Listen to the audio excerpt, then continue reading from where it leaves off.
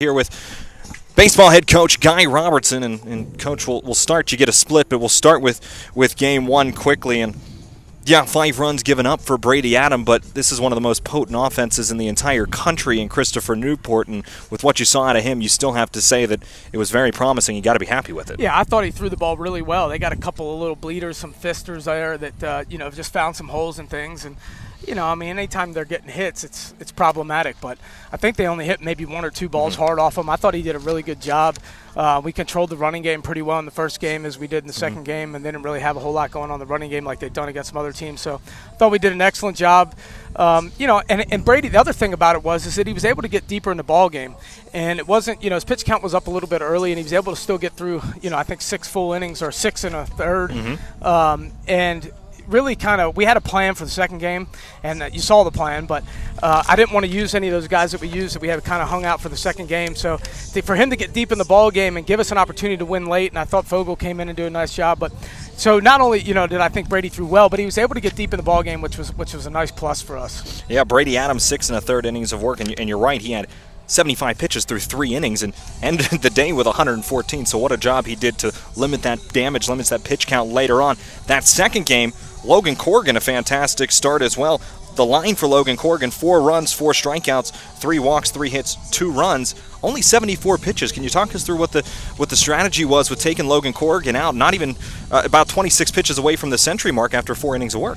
Well, I think that we've seen, for whatever reason, and it hasn't always been his fault, when he's gone from the 5th and beyond, things have just kind of fell off a little bit. No matter what the pitch count tells you, it's just one of those things where, and I think, the fact that he's hitting for himself and having to run the bases and do that extra stuff has something to do with that. So my plan was I was going to throw him 3 and maybe get him through 4, and he got me through 4. And then I had the other 3 guys teed up for 2 each if he got me through 3. Obviously, we splitting hairs there with Richardson and Chase, and they got us through the other 4, even though it wasn't exactly evened up. So, and then obviously the move was to bring in Livingston in the 9th, and what a tremendous job there, walking that leadoff guy, and then getting the second guy out was huge because that guy that's hitting 3rd is a tremendous player, and having him have the chance to tie the ball game with 1 swing, we didn't want to see that. And then he actually punches him out, so it was kind of obviously icing on the cake. But the plan was to split the game up between those 4 guys all along, and just kind of let the game dictate how we split it up.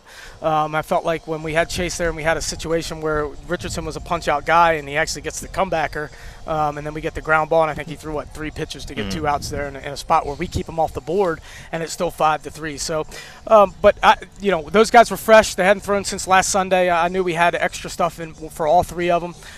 So that was the plan, and worked out. And it's got to give you great confidence with the 3 that you threw out there in DeLost, Richardson, and Livingston, that if your team can get you a lead, that you're going to be able to hold on to it. Yeah, absolutely. I mean, it just kind of sets up everything for, going into the week and then on into the next weekend where, everybody should be fresh and hopefully Greg will be ready to go, and he can get deep into ball games for us, and maybe that'll take some of the pressure on those guys to be able to keep them fresh for the doubleheader next Saturday. So, just a huge win. Obviously on Thursday to get a huge monkey off our back to get Marymount, and then you go down and you kind of, the first game was closer than really what the scoreboard indicated at the end. They hit that home run there, that 3-run home run that really extended it. But to get 2 out of 3 against a team that we haven't beat since 2015, and then to beat one of the best teams in the country and get a split with them, yeah, that's 2 really good ones for us. And you kind of feel a little bit different enthusiasm and energy in our ball club right now. And I'm real happy for the seniors. Try to get this ship righted after it kind of being topsy-turvy here for a couple weeks. And nice to be at home and have this kind of weather too.